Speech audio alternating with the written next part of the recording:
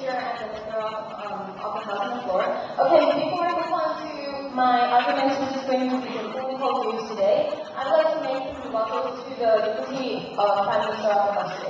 Firstly, he claimed that from the very first speaker of the government side, claimed that USA people lose their jobs because of China taking their jobs. But that is actually a pure assumption from that side. What is the link between China's growth economy and they have labor, they have a cheaper product, and then it's going to create the job losing from USA. We don't see the point of it from that side at all. We say that the point that is pure assumption because we say that because in USA people need to have a high performance when doing job, and in China because they have lots of jobs available, so it doesn't create any news from that side that USA lost their job because of China, because nowadays because of economic crisis everybody will job anyway in the world. So we don't say that this is a very strong case. Moving on to the next rebuttal. Is that about the military aspect from the second speaker of the government side, about the 10-day that the army in USA. But in fact, if you look at this clearly, if you look at this carefully, it means that the all architecture and all investment and the contract is from Russia. So ladies and gentlemen, it means that China cannot stand alone, that China has to rely on Russia. So it means that China isn't really strong enough to do anything about this. Plus, in the military, too, China has lots of military and armed forces and whatsoever, but you have to look at this point also.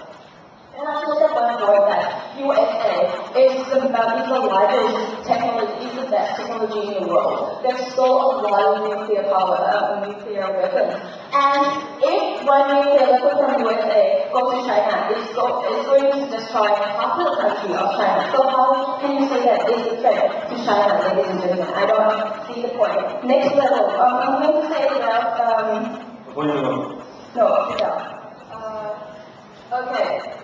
We say that about the human rights and the human rights and the health threat from China. We say that that is not actually a right threat to China.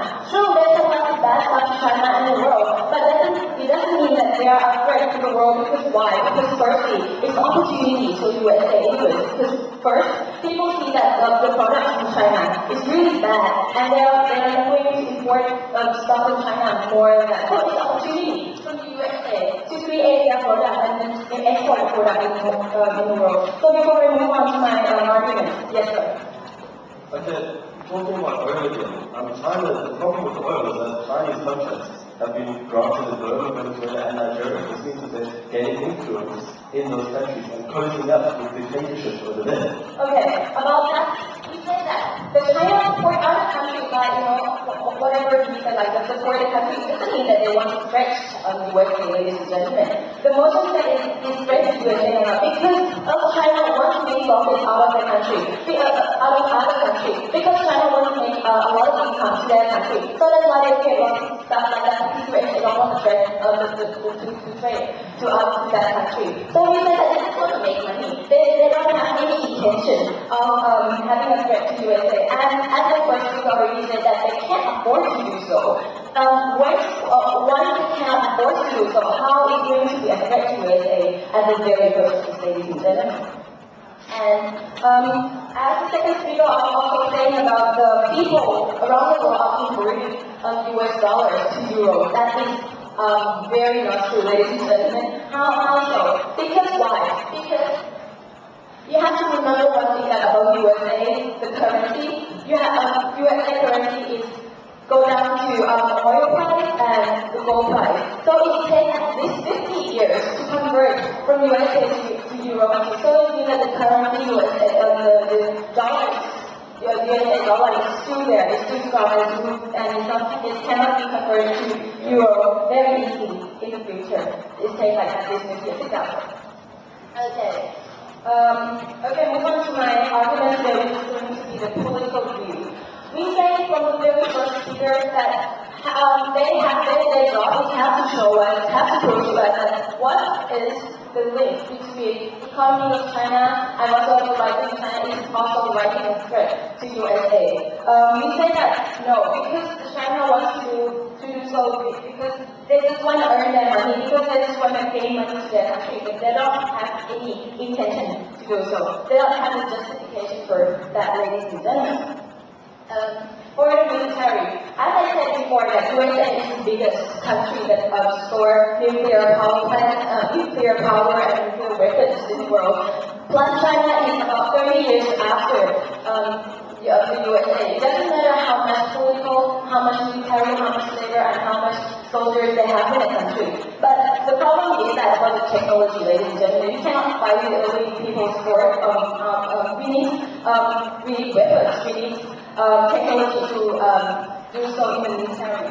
And also, as I said before, USA has a lot of weapons stored. They have a huge powerful nuclear.